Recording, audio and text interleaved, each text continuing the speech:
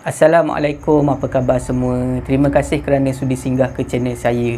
Saya harap semua penonton berada dalam keadaan sihat dan bahagia selalu, insya-Allah. Dalam video kali ini saya nak ceritakan dua kisah seram. Kisah pertama adalah kisah mangsa ke-13 dan kisah kedua adalah kisah kawan lama.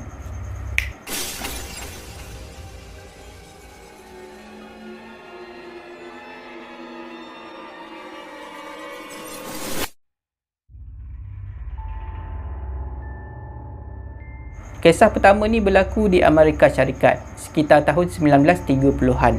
Maknanya dah lama sangatlah berlaku. Lebih kurang 90 tahun lebih dulu berlaku perkara ni.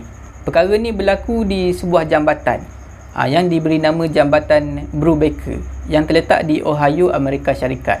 Pada masa tu, sekitar tahun 1930-an tu, pernah berlaku satu kemalangan ngeri dekat situ, melibatkan 5 buah kereta.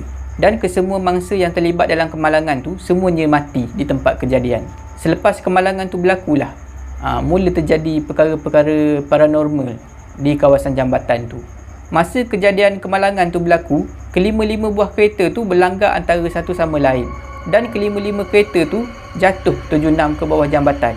Mula-mula memang orang tak perasan ada berlaku kemalangan dekat situ, sebab kereta tu, kelima-lima kereta tu duduk di bawah. Maknanya kalau tak perhati betul-betul, memang tak perasan lah ada kemalangan berlaku dekat situ. Semua mangsa kemalangan tu terbiar lebih kurang 1 hari di bawah jambatan tu. Sampailah keesokan pagi. Keesokan paginya, ada seorang petani ni memandu traktor melalui jalan jambatan tu. Pada masa tu dia terperasan ada kesan-kesan tayar.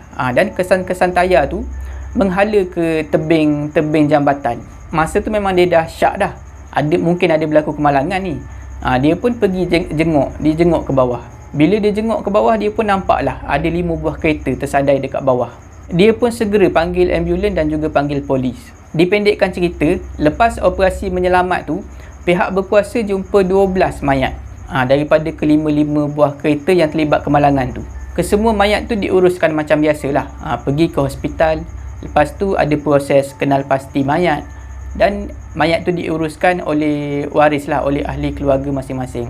Beberapa hari lepas tu, petani yang sama lalu lagi dekat jambatan tu, menaiki traktor dia. Masa dia nak melintas jambatan tu, tiba-tiba traktor dia mati. Jadi petani tu, dia cek lah traktor dia ni. Dia tengok enjin semuanya elok. Dia tak tahu kenapa enjin traktor dia mati dekat situ. Masa dia cek enjin traktor dia tu, dia terdengar ada bunyi ketukan. Dan bunyi ketukan tu berterusan. Banyak kali lah bunyi ketukan tu. Masa tu petani tu rasa pelik. Bunyi apa pula? Lepas tu dia tak hiraukan sangat lah. Dia pun naik balik atas traktor dia dan dia cuba hidupkan lagi enjin traktor dia tu. Pada masa tu lah, dia dengar satu bunyi suara yang pelik.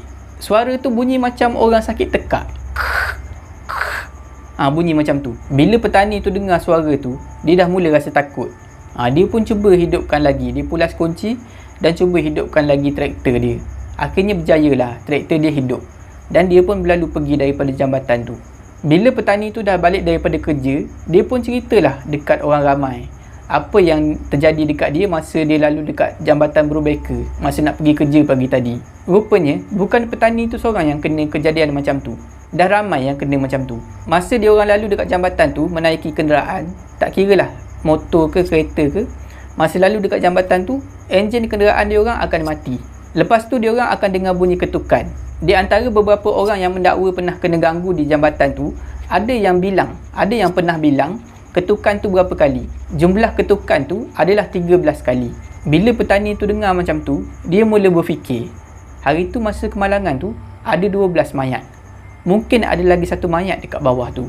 Keesokan paginya, petani tu sekali lagi lalu jambatan tu, nak pergi ke tempat kerja menaiki traktor dia. Dan perkara yang sama berlaku lagi.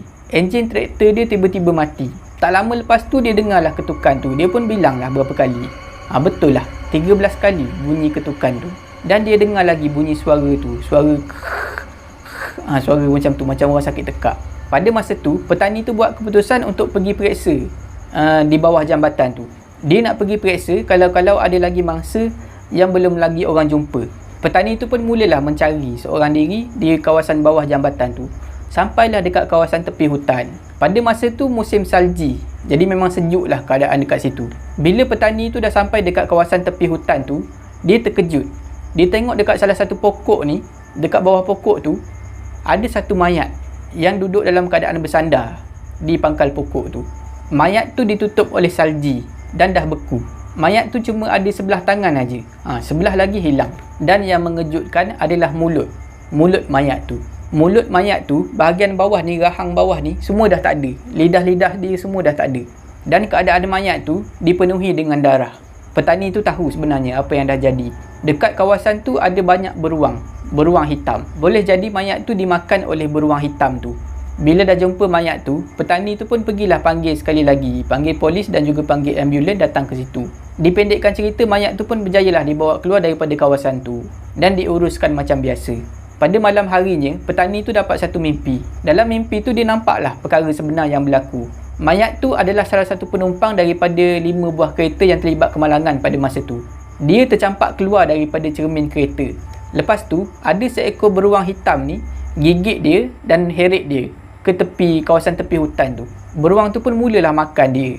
Digigit tangan sampai tangan dia putus dan digigit bahagian bawah mulut ni. Pada masa tu lelaki tu masih lagi hidup. Dan pada masa tu jugalah polis dan juga ambulans datang. Jadi keadaan dekat situ bising lah. Disebabkan bunyi bising tu, beruang hitam tu takut dan terus lari meninggalkan lelaki tu. Masa tu lelaki tu memang nyawa-nyawa ikan lah. Dia nak panggil pun dah tak boleh. Sebab rahang dia dah tercabut, lidah dia dah tercabut. Jadi cuma keluar bunyi macam tu je lah, bunyi macam tu. Tak lama lepas tu petani tu pun bangun daripada tidur dan barulah dia tahu apa sebenarnya yang berlaku. Penduduk setempat dekat situ mendakwa jambatan Brubaker tu masih lagi berhantu sampai ke hari ni. Ada yang terdengar bunyi ketukan, ada yang terdengar bunyi suara yang aneh tu. Ada juga yang ternampak lelaki yang tak ada tangan dan tak ada rahang, tak ada lidah tu berdiri di tepi jambatan sambil melambai-lambai tangan dia yang kudung tu. Seolah-olah lelaki tu melambai meminta tolong. Kisah kedua ni berlaku pada tahun 2002 di sebuah universiti di utara Malaysia. Untuk nak memudahkan cerita, saya akan gunakan nama samaran Ani. Ani adalah seorang pelajar di universiti tu. Pada masa tu dia sedang menyambung pelajaran di peringkat master. Ani ni daripada kecil dia ada satu kebolehan melihat makhluk-makhluk gaib. Dan katanya lagi, dia memang dah terbiasa tengok benda ni. Macam dah lali dah tengok benda ni. Dalam universiti tu ada disediakan apartmen untuk pelajar-pelajar menyewa. Ani menyewa di apartmen tu lah. Dan Ani ni dia tinggal bersendirian di apartmen tu. Kadang-kadang adalah kawan-kawan kelas dia datang. Datang buat perbincangan, buat kerja sama-sama. Tapi kebanyakan masa memang Ani seorang-seorang dalam apartmen tu. Apartmen tempat Ani menyewa ni terletak bersebelahan dengan masjid universiti. Jadi Ani ni memang selalu habiskan masa dia di masjid. Daripada waktu asar sampailah waktu isyak. Dia selalu mengaji dekat situ, solat berjemaah. Hampir setiap hari lah dia akan pergi ke masjid tu. Kecuali lah time dia tak boleh nak semayang. Perkara ni berlaku masa Ani dah jadi pelajar tahun akhir. Dan pada masa tu cuti semester. Keadaan di universiti tu memang lengang lah, memang sunyi pada masa tu. Sebab kebanyakan pelajar dah balik ke rumah. Ani tak balik pada masa tu. Sebab dia nak siapkan projek tahun akhir dia. Kalau tak siap projek tu, tak boleh nak graduate. Jadi dia terpaksa buat lah pada masa tu. Pada petang harinya, macam biasalah, Ani ni bersiap-siap nak pergi semayang asar di masjid. Bila Ani sampai di masjid, di bahagian atas, sebab tempat semayang perempuan kan belah atas. Masjid tu 2 tingkat. Lelaki semayang kat bawah, perempuan semayang kat atas. Bila dia naik dekat atas, dia tengok hanya ada 4 orang aja, orang perempuan yang nak semayang pada masa tu. Bila dah masuk waktu asar tu, dia orang semua pun semayang lah. Bila dah selesai semayang tu, dia orang pun bersalam lah satu sama lain. Pada masa tu Ani terkejut sebab salah seorang daripada orang yang berempat tu adalah kawan lama dia. Kawan lama dia kita bagi nama samaran Imah. Jadi Ani ni dia rasa seronok lah bila jumpa Imah ni, dah lama tak jumpa. Dia orang pun bersembang lah. Masa tu Imah tanya Ani, duduk dekat mana? Lepas tu Ani bagi tahulah nama blok apartmen tu. Bila Ani bagi tahu dia tinggal dekat mana, Imah ni jadi seronok. Sebab katanya Imah ni duduk di apartmen yang sama dengan Ani. Tapi pada masa tu Ani rasa pelik sebab dia tak pernah nampak pun Imah di apartmen tu. Tapi Ani buat tak tahu je lah, tak adalah dia soal Imah ni lebih-lebih. Ani pun lepaklah dengan Imah dekat masjid tu sampailah waktu isyak. Bila dah selesai waktu isyak, pada masa tu tinggal Ani dan juga Imah je di tingkat atas tu. Tiba-tiba lampu dekat tingkat atas tu pun padam. Sebab ada orang lelaki dekat bawah ni dah tutup switch lampu. Tinggal lampu emergency je lah dekat tingkat atas tu. Ada cahaya tapi cahaya sama-sama aje. Masa tu Ani pelawa lah Imah ni. Jomlah balik sama-sama. Sebab diorang kan duduk dekat apartmen yang sama. Tapi Imah ni menolak. Tak apalah, Ani baliklah dulu, nanti saya baliklah. Lepas Imah cakap macam tu, dia pun pergi dekat satu sudut ni. Satu sudut yang gelap. Dan lepas Imah dah sampai dekat penjuru yang gelap tu, dia dah tak pandang dah ke arah Ani. Jadi Ani ni, dia turunlah ke tingkat bawah dan keluar daripada masjid tu. Semenjak hari tu, Ani dah tak pernah nampak dah Imah ni. Masa Ani bersembang dengan Imah di masjid tu, Ani ni ada tanya, duduk di apartmen tu, unit nombor berapa? Dan Imah ni bagi tahulah nombor unit dia. Jadi, Ani ni, dia pernah lah pergi ke unit tu, nombor unit tu. Bila dia ketuk semua, dia periksa, unit apartmen tu kosong. Tak ada penghuni. Sejak daripada tu, di rumah Ani ni, di apartmen Ani ni, banyak berlaku perkara-perkara yang pelik. Antaranya, lampu terbuka dan tertutup dengan sendiri. Pintu diketuk dan terbuka dengan sendiri. Dan kadang-kadang, TV di ruang tamu terpasang dengan sendirinya. Tak kira lah sama ada Ani ni ada tetamu ataupun dia seorang-seorang dalam apartmen tu. Sampailah satu hari, pada masa tu Ani ni, dia baru balik daripada sembahyang Isyak. Dia baru nak masuk ke rumah pada masa tu. Tiba-tiba jiran sebelah rumah dia ni tegur, hari ni balik seorang je ke?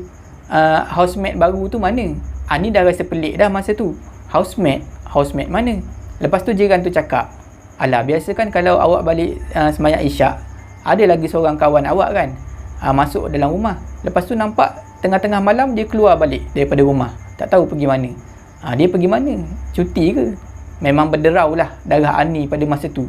Sebab dia memang tak ada housemate. Dia duduk seorang-seorang je dekat apartmen tu.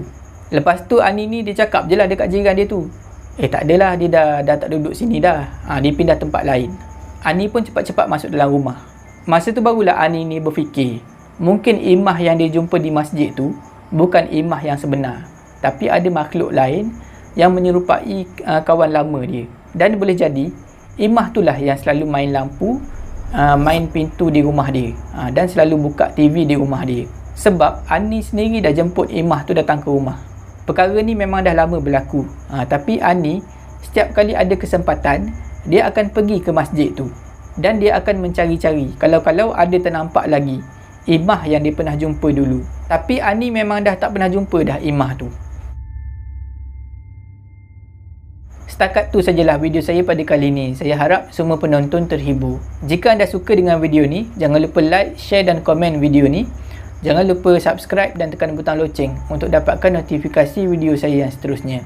Bagi anda yang nak berkongsi kisah seram, boleh hantar ke alamat email yang tertera dekat bawah. Janganlah takut kepada makhluk, tetapi takutlah kepada pencipta sekalian makhluk. Semoga kita bertemu lagi di video saya yang seterusnya. InsyaAllah. Assalamualaikum.